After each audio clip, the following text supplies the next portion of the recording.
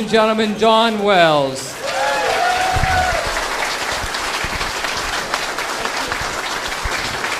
The same producer called me one day and he said, I'm in trouble. I've got a girl that can't carry groceries and talk. Would you, at the same time, so would you mind coming and just doing this film for me, this little bitty part? Well, it wasn't a bitty part, but yes, I said, okay. And I was living in Nashville, and he said his pilot, he picked me up, and I got off the plane about 1 o'clock in the afternoon and went in to get ready for the show. And it was a true story. There were murders that happened in the 40s in this Texarkana, Arkansas, and it was a lot of people in Lover's Lane, and they never knew who did it. As a matter of fact, they thought it might have been the judge's son, but they could never prove anything, and when it was all over, the son disappeared, so they never knew. So we're in Texarkana, Arkansas, and Charlie Pierce was an independent filmmaker and was doing everything himself, and the character that I played got shot in the mouth, and the bullet went through her, so she did not die. So we did a few of the little outside scenes, and now it's time, about 12 midnight, to do the final scene. And the final scene was this character, Helen, I think her name was, crawling through the cornfields because she escaped, and he was chasing her, and she was crawling through the cornfields, and an actual house in the cornfields, in the farm, the dog was barking, barking, barking, which woke up the people in the house, which actually saved her.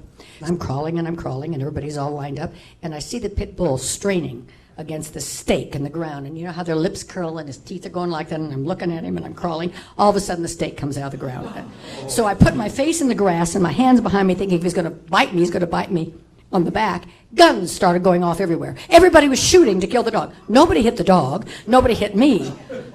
So we finally finished the scene, and I walk into the Ramada Inn with the blood dripping down on my hair, and the man behind the desk absolutely fell right over. Fainted, dead away. No, I didn't do The Fugitive. I did The Invaders. The Invaders. It was the first show after Gilligan's Island. Cute story about that, too. It was the first kind of guest star I did after Gilligan's Island. And we were shooting out in some canyon out in the desert somewhere. And the only shade was Joshua trees, about 40 feet apart. And they had to put burlap sacks for me to walk from the camera to wherever we were shooting because the sand was so hot it melted the bottom of my tennis shoes. But all those things that you hear, we really were a team.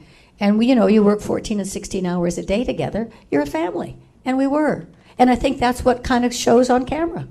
I think we respected and loved each other and enjoyed working together, and I don't think you can camouflage that. If you are lucky enough or not lucky enough to get a series and then be successful in the series and then bad rap it, it's not all about you. It's millions of people's jobs that count on what you're doing. And if you don't, gosh, would somebody say, who played Mary Ann? I wonder who that was. You wouldn't want that to happen. You wouldn't want to take a series and hope it bombs, because I don't know if you'd ever know who I was. I might have done a million wonderful dramatic roles, but I can't go anywhere in the world, still today, and I'm 102 years old, that people don't come up and say, oh, Mary Ann, I loved you. So I'm greeted with love all over the world just because of that character. You don't know how mean I really am. So sorry to interrupt because, there's always, once in a while during Monster Bash, something happens. And there was a couple people just came in from a boat. And did they row in? And I think, here they come now, I think. I'm afraid. What do you know? Oh, look. Okay.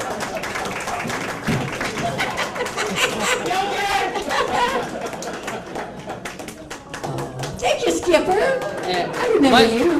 Leonard Hayhurst and Thom, Shubila, thank you. Thank you. Bless you. And we want to thank Dawn Wells. She's going to be signing back in the guest room in a few minutes here. Scott Gettle, thank you. Dawn.